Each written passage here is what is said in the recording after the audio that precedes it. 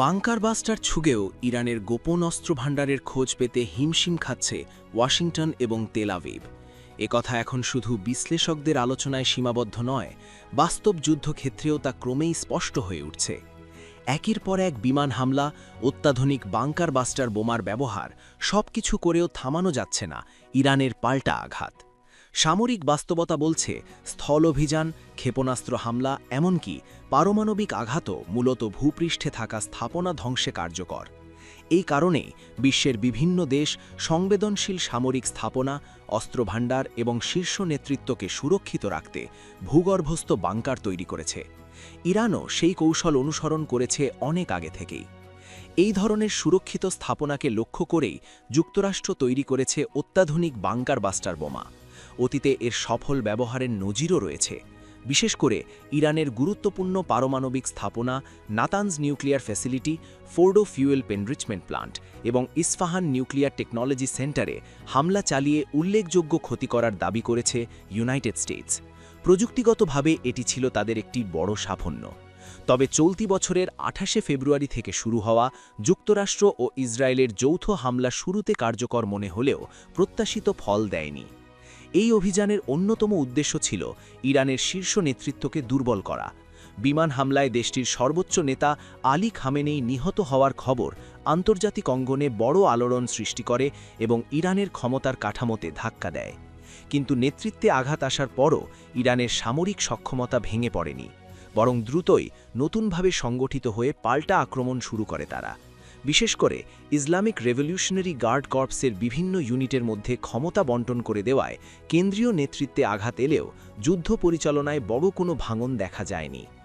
এরপর থেকেই আরেকটি বাস্তবতা স্পষ্ট হয়ে উঠছে। গোয়েন্দা তথ্যের ভিত্তিতে টার্গেট কিলিং সম্ভব হলেও ইরানের হামলা থামানো যাচ্ছে না। তেল আভিভ সহ ইসরায়েলের বিভিন্ন এলাকা এবং মধ্যপ্রাচ্যে থাকা মার্কিন সামরিক ঘাঁটিগুলোতে নিয়মিত আঘাত হানছে তেহরান। এর মাধ্যমে ধারণা করা হচ্ছে ইরানের অস্ত্র ভাণ্ডারের বড় একটি অংশ এখনও অক্ষত রয়েছে। ইরান দীর্ঘদিন ধরেই দাবি করে আসছে তাদের ক্ষেপণাস্ত্র, ড্রোন এবং অন্যান্য উন্নত সমরাস্ত্র গভীর ভূগর্ভস্থ স্থাপনায় সংরক্ষিত। এই তথাকথিত মিসাইল সিটি ধ্বংস করতে যুক্তরাষ্ট্র ও ইসরায়েল একাধিকবার বাংকার বাস্টার ব্যবহার করলেও প্রত্যাশিত ফল পাওয়া যায়নি। সাম্প্রতিক ঘটনাগুলিতে দেখা যাচ্ছে ইরান এখনও বড় পরিসরে হামলা চালানোর সক্ষমতা ধরে রেখেছে। এমনকি তেল আভিভে শতাধিক লক্ষ্যবস্তুতে হামলার দাবিও করেছে ইরানের বিপ্লবী গার্ড বাহিনী। এই পরিস্থিতিতে বড় প্রশ্ন উঠে এসেছে, ইরানের ভূগর্ভস্থ স্থাপনাগুলি কি এতটাই গভীরে যে বর্তমান বাংকার বাস্টার প্রযুক্তিও সেখানে পৌঁছাতে পারছে না? প্রযুক্তিগতভাবে এই যুদ্ধে যুক্তরাষ্ট্র ৫,০০০ পাউন্ড ওজনের শক্তিশালী পেনিট্রেটর বোমা ব্যবহার করেছে বলে ধারণা করা হচ্ছে, যেমন GBU-28 এবং আরও আধুনিক GBU-72।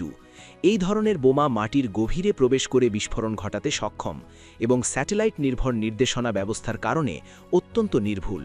তবুও বাস্তব যুদ্ধক্ষেত্রে এর কার্যকারিতা নিয়ে এখন প্রশ্ন উঠছে।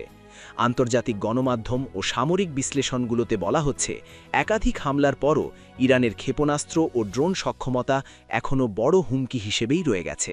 সাম্প্রতিক হামলায় বহু ওয়ারহেড বহন করা সক্ষম ক্ষেপণাস্ত্রের ব্যবহারের দাবিও উঠে এসেছে, যা ইঙ্গিত দেয় ইরানের আক্রমণ ক্ষমতা এখনও পুরোপুরি অক্ষত রয়েছে। সব মিলিয়ে পরিস্থিতি একটি জটিল বাস্তবতার দিকে ইঙ্গিত করছে। প্রযুক্তিগত শক্তি থাকা সত্ত্বেও প্রতিপক্ষের গভীরভাবে সুরক্ষিত অবকাঠামো ধ্বংস করা এখনও বড় চ্যালেঞ্জ হয়ে দাঁড়িয়েছে। এখন দেখার বিষয় এই সামরিক প্রতিযোগিতা কোন দিকে গড়ায় এবং ভবিষ্যতে এই সংঘাত কতটা বিস্তৃত রূপ নেয়।